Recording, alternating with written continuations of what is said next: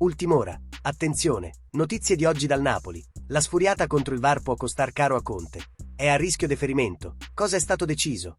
E altro ancora. Polemiche Inter-Napoli. Marotta risponde a Conte. Il messaggio netto, ma non è tutto. Ultimissime. Giovanni Manna avrebbe ricevuto una telefonata per una nuova offerta a Victor Osimhen. Tutti i dettagli sulle cifre per la sua cessione. Scopri subito tutto questo e molto altro ancora. Hai controllato se sei iscritto al canale? Qui. Ti teniamo aggiornato su tutto quello che succede a Napoli. Aiutaci a raggiungere il traguardo dei 10.000 iscritti. Grazie tifosi azzurri. Dopo le parole di Antonio Conte, Beppe Marotta ha voluto dire la sua sul rigore concesso ai nerazzurri durante Inter-Napoli di domenica scorsa.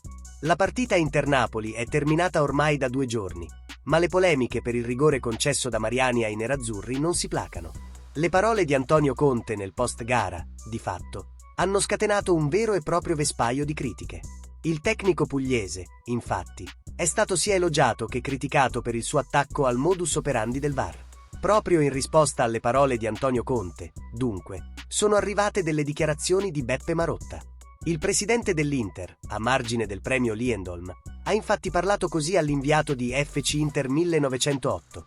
Le parole di Conte dopo Inter-Napoli: con la tecnologia si migliora la situazione, perché gli errori diminuiscono. Conte è sia una persona intelligente che un grande comunicatore. Avrà il suo obiettivo quando parla.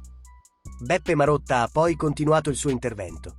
Il direttore di gara era vicino all'azione e sicuramente c'è stato il contatto ed il piede è stato spostato.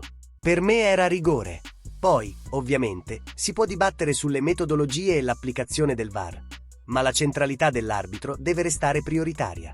Non so se Conte ha cercato di spostare l'attenzione, ma per me è un rigore ineccepibile.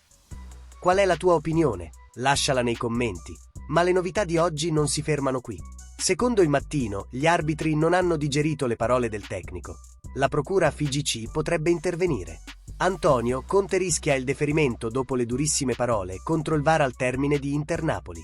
Lo riporta Il Mattino, secondo cui i vertici arbitrali e quelli federali non hanno digerito lo sfogo del tecnico.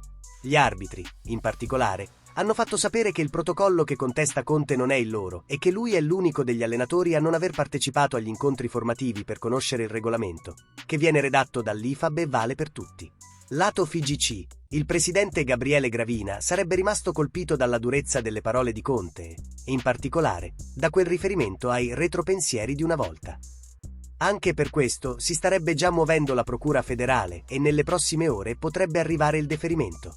Secondo me è assurdo. Qual è la tua opinione? Commenta. Ma per oggi non è tutto. Cessione Osimhen, è arrivata una telefonata a Manna. Pronta l'offerta al Napoli. Proseguono le trattative per la cessione di Victor Osimhen a titolo definitivo.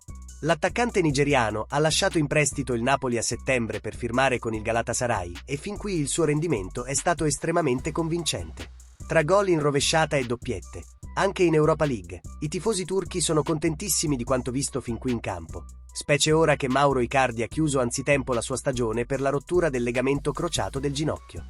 Proprio il KO dell'argentino porrà Osimhen come assoluto titolare del Galatasaray. Una bella notizia per il Napoli che vorrà intascare la cifra più alta possibile dalla sua cessione in estate.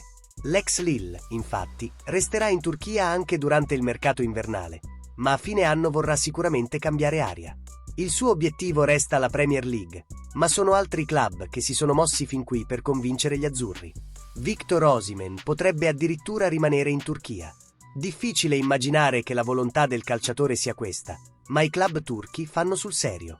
Secondo quanto riportato dal portale Saba, non solo il Galatasaray, ma anche il Fenerbahce avrebbe espresso la volontà di firmare a titolo definitivo il centravanti e rinforzarsi così in vista della prossima stagione. Uno smacco proprio ai grandi rivali del campionato. Per il Napoli tutto di guadagnato. Un'asta al rialzo tra i due club ogni anno in corsa per la vittoria del campionato turco può far soltanto bene alle tasche dei partenopei. Secondo Saba, il DS Mario Branco avrebbe contattato telefonicamente Giovanni Manna per trattare. Il direttore sportivo azzurro avrebbe ribadito che la base per parlare è di 75 milioni di euro e che la società che verserà 25 milioni di euro in anticipo sarà presa realmente in considerazione.